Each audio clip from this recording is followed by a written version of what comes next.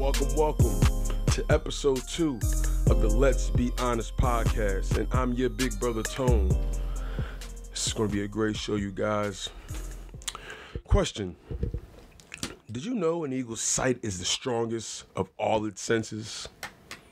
Actually, the eagle is capable of spotting its prey from 2 miles away.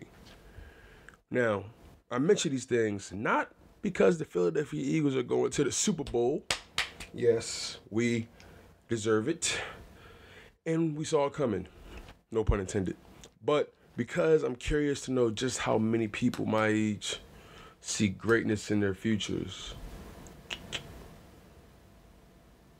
You see, I'm just so optimistic about life.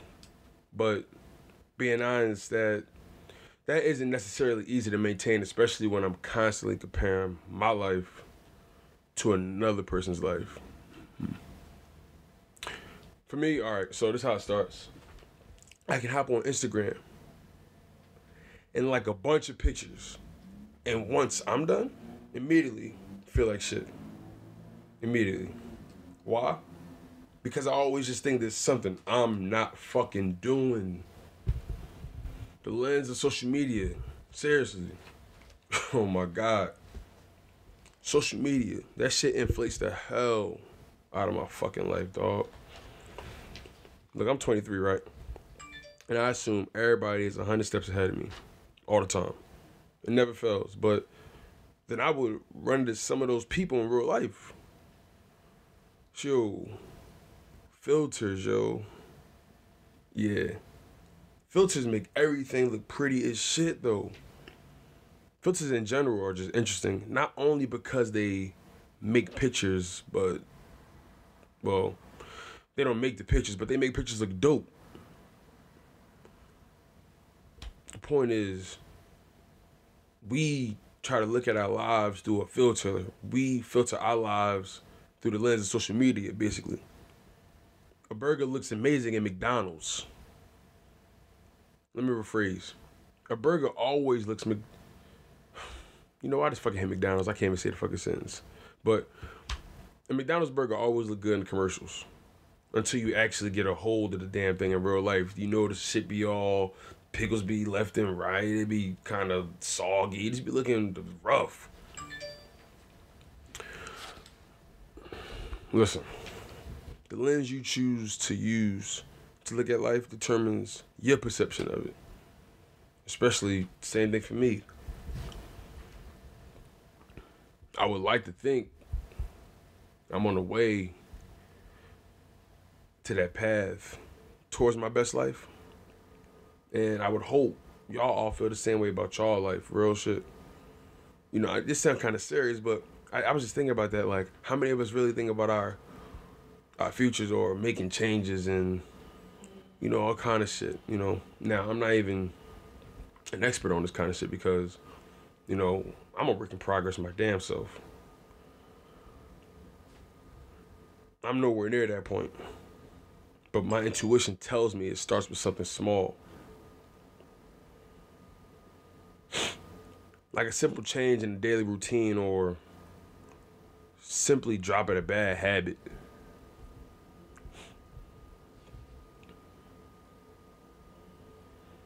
What day is it? It's like, we're about 3 or 4 weeks deep into the new year. And this is the ideal time people choose to pick up new habits or drop old ones. Resolutions is what they like to call it. Or what we like to call them. Some people start small. Some people dive right into it. They go big. You know, the small shit could be just wanting to be a better person. You know, it don't take much.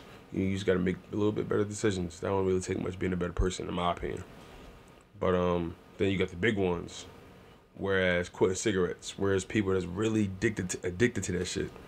You know, like that nicotine ain't no joke.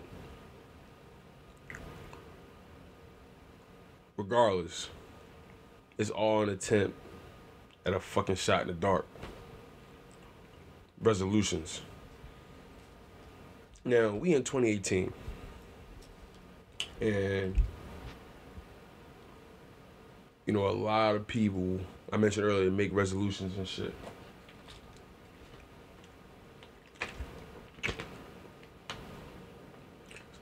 Do we really commit, though?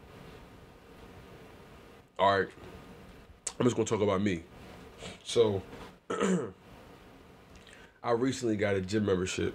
I want to say in November 2017, last year basically, you know, late last year around Thanksgiving. You know, I was waiting for that check to get to that point where I could start getting that membership. I was ready. You know, I had plans. I had worked out a lot in college, you know, to a degree. So I wanted to kind of keep it going.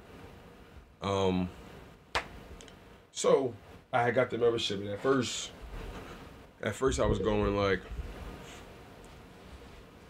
going 4 to 5 times a day. Not 4. I'm sorry. That sounds like some dumb shit. 4 to 5 times a week. I was going about 4 to 5 times a week, and you know, eventually, it just got to the point where I was going like 1 to 3 days a week, and then it got to the point where I was going no days a week, and you know, that's no knock on, you know, people that. I like the gym. I like working out. I really did enjoy it. Like, I really do enjoy it, you know. It's just that I'm still, that shit is hard. It's hard to just maintain that shit. Like, I had my days mapped out. I got the time. Don't get it twisted. I got the time. Like most of us do. I got the time to go. It's just that sometimes I'm really just stuck on other shit, where I know the other shit really ain't got no real significance.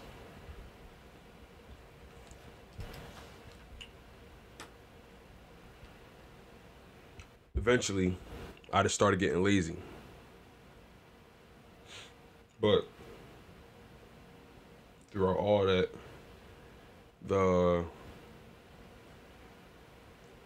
I guess the true question, the underlying issue of it all, is trying to figure out at what point did I go wrong throughout that whole process? Because, you know, I bought the membership, so maintaining it wasn't nothing. You know, I can afford it. By the way, I'm a member at Planet Fitness. I like the gyms. Like, Planet Fitness got real nice gyms, you know. I'm gonna keep it 100 with you, man. Shit, like, Planet Fitness got some of the finest chicks. I can only imagine what LA Fitness is like, you know. Planet Fitness. Anyway, let's stay on topic. You know, Planet Fitness is my spot. The one on Adams and Rising Sun. I'm pretty sure a lot of people go to that one. So, that's my spot. You know, I got a routine when I go in. You know, always start out on the treadmill. You know, I always had to get my cardio up. And then I eventually make my way to, I want to say, every day is leg day. So I'm always doing like leg presses and shit. You know, like, you know, the joint when sometimes I don't know the name of the machine or the name of the fucking workout, but you know when you push the shit up with your leg, the weights and shit. So, you know, it's like, you know, bench pressing for your legs. Anyway, let's stay on it. After running on the treadmill for about maybe a mile or two, just to get the blood flowing, I make my way to the weights. And, you know, I do mad shit, you know. And then once I leave, you know, I got plenty of time to do whatever I want to do. And the point I'm trying to make is I have all the time to get that shit right. And I always slip the fuck up. It's funny. It's a poor man's fucking game. Like, I'm fucking... You know, I know people that's really about that gym life too, and they preach about that shit, and I support the hell out you, and I'm rooting for you 100%. You know, some people, you know, do the CrossFit. Some people do, you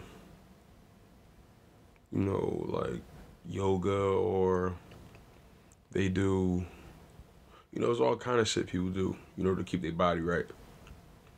But the hardest thing is committing long term. Because I'm one of those people that I expect results a little too soon. I can admit that about myself. I'm like, I expect shit. I gotta become more patient, and I'm learning that as I get older. That's the beauty of it all. Like, the older I get, I guess the more patient I get. But I'm still a pretty impatient individual.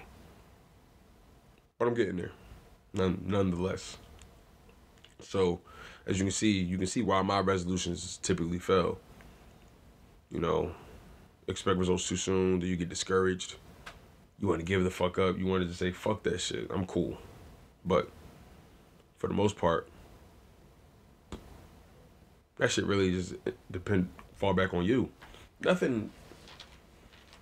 I picked this up real early. Like, nothing is truly. My pop told me this shit. Nothing is ever just given to you. You gotta go get that shit. Hold on to it or something. Like these resolutions. I'm trying to keep my shit locked in. Like I got other resolutions that I fell off on. But I'm gonna get to that later down the line. I'm gonna get to why some of the resolutions fell. From what I noticed. And me just being observant. It seemed like most resolutions fell because, some of us aim too high. And that's bullshit. You literally set yourself up to fail when you aim too high. Like, let's be realistic. When you 500 pounds, don't be sitting there saying, oh yeah, I'm gonna lose 300 pounds this year. That's very, very unrealistic. So let's just take a few steps back. Or you got the people that they just have a false sense of reality that kind of inflate. They kind of put that fast forward stamp on like their aspirations, thinking things just happen overnight. When in reality, I know. And I see that shit all the time. Through people I look up to, that shit is a grind for real. And it always begins with a New Year's resolution. We always pick the new year to try to be a better us. Like that shit bothers me sometimes. I'll be on Twitter or I'll be on Instagram or whatever, Facebook. And I would literally see people, new year, new me. No. That shit is weird to me. December 31st, January 1st. It's only a day difference. It's not like some big ass fucking, rapture or some ceremony where everybody just shed their skin from the last year. Get the fuck out of here. Like, this is real life. You still the same person you was yesterday. Them bills still roll over to the next year. Like, motherfuckers get goofy around income tax time. And they just have these crazy ass fucking tangents that they go on. None of that shit just disappear overnight. That shit really bothers me low key. Because there's people out here really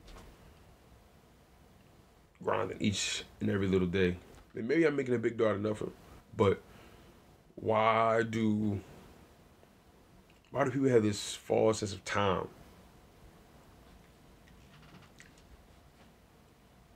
Ain't no fucking fast forward button for time.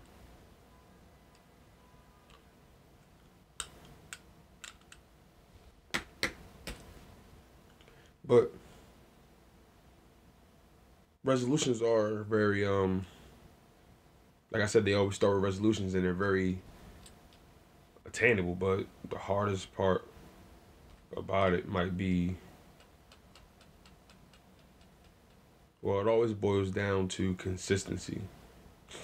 Like commitment and consistency, those two things, like, I mentioned earlier that some of my, like, I had other resolutions that I was trying to, fulfill for the new year. I mentioned the gym.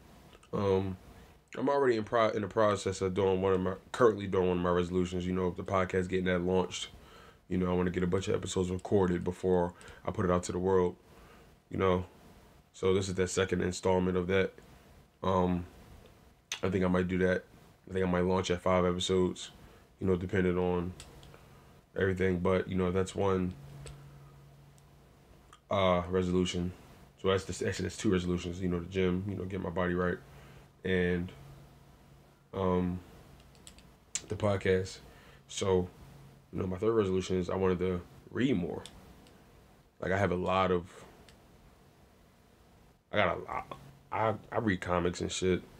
I read real books, but the fucked up thing is I actually finished my comic books and I didn't finish any of my real books. And not saying comic books aren't real books. It's just like, fuck, it's easy to flow through a comic. I love this shit. I always grew up on Marvel. Not really a DC fan, to be quite honest. All I do is like fucking Batman. Other than that, everybody else is pretty wet. Marvel guy, and I like the anime shit too, like the manga. But we're getting off topic. That's something that I like to read. And I'm trying to get back into reading. The fucked up thing is though, I notice like when I read like regular shit and like documents or papers or something I gotta sign, I notice I fucking missed a step. I be like, oh shit, can I still read? Like certain words, I'm like, oh wait. And then now these days spelling is irrelevant because we got spell check on every fucking thing, so we don't even think twice about that. I don't know. Shit. Am I getting... Nah, I ain't gonna say... Am I getting dumber? Nah. But I do want to read more. I really do want to read more. And, I mentioned consistency. I'm starting to realize that I'm learning this shit as I go. It boils down to consistency. Commitment, but mainly consistency.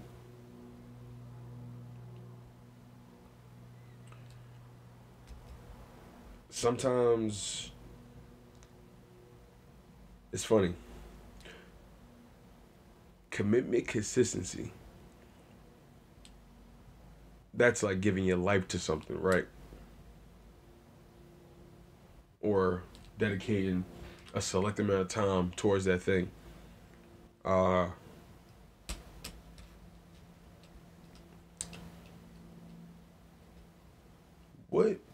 What are the odds that in order for people to commit to something, that they have to sacrifice something? Like, in order for you to be consistent in one thing, you may have to sacrifice in another thing. Now, let's stick to the resolutions. The resolutions are the positive of what we're trying to, bring into our lives, and we're trying to drop the old shit. So, whatever's taking up your time, let's just do the math. Whatever's taking up your time that's not helping you move forward to that resolution, right? Wouldn't it be best to less time on that bullshit, more time on the resolution shit?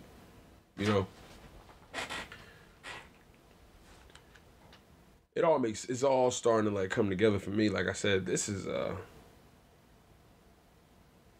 evolution that we all going through, and we going to dive through this shit with reckless abandon.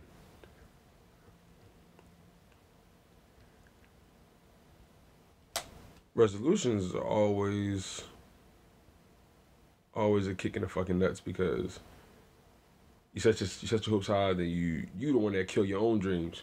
And that shit come back to us. It always come back to the person that made the resolution in the fucking first place. And I don't know, that's just something like that should always bother me a little bit. resolutions. We gotta get better. I know we can get better. It's only a matter of time. But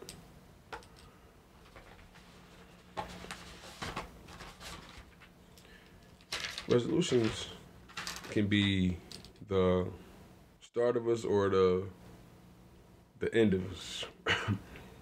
Some people take that shit too far. But that's whatever. That shit don't even matter. You know, I woke up today and you know, I went outside and I sat on the porch and I was like, damn, it's really a nice ass day. It was like a nice rain. And I'm sitting on the porch. Air smelled fresh. And you know, I'm like, yo, it's really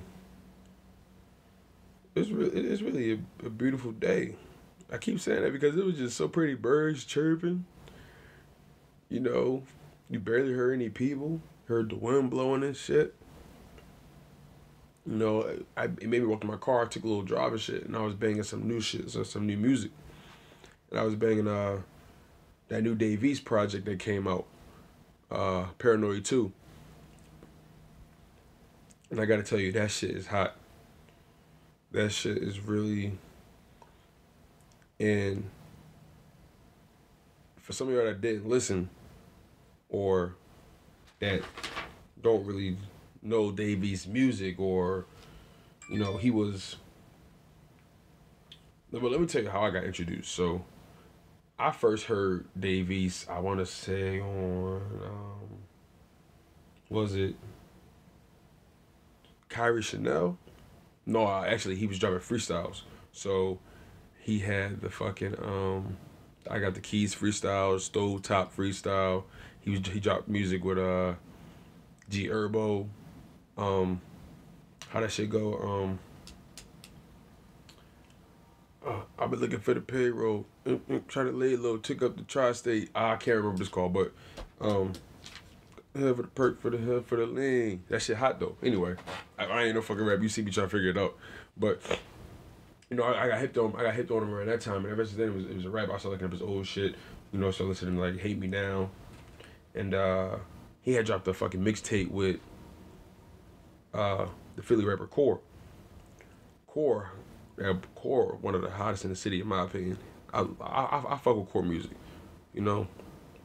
And plus, like, I got like I don't know, I got this day for Core. Like as far as like, I feel like I low key saw his come up from a distance. And let me paint that picture. I went to the same high school as that nigga, believe it or not. WB Saul, that shit was crazy. Went to the same high school as that nigga. And like, he was a cool bull. Like, you know, every time I seen it was always, you know, love. It was never no negative energy for real. You know, as far as I knew, that nigga kept to himself, as far as I know. But one of the things I think one day, it was lunchtime and shit, and them niggas out there was having like a cipher and they was rapping. I'm like, oh, all right, like some of them niggas actually all right, like, but you know, you don't think much of that shit. You just be like, oh, all right, you know. Next thing you know, I'm trying to remember, I think I went to college. Next thing you know, I come back, or I'm here, or I can't remember. This was like 2013. And I didn't get, by the time I go to college and come back after a year or so, I'm hearing all this shit about Core, this rapper Core. I'm like, who the fuck is this nigga Core? Like, who the fuck is y'all talking about? Cause I know a nigga named fucking, like, Chauncey or some shit, like. They said, yeah, that nigga Core. I'm like, word? So I'm looking into the fucking music. I'm like, yo, this nigga sound familiar. I see who this nigga is. I'm like, yo, I went to high school with Bull. Like, straight up. But like, that's all that is. Like, it was just cool. Like, it's not even a big deal. It was just like, it's just a little funny story. That like, I feel like I low-key just saw, like, I saw that nigga when he was like on some regular type time. And now this nigga really rapping in the city, you know, trying to take the fuck off. And like, he up there, he one of the hottest in the city. That nigga next up. Like, I mean, it's only a matter of time at this point, right?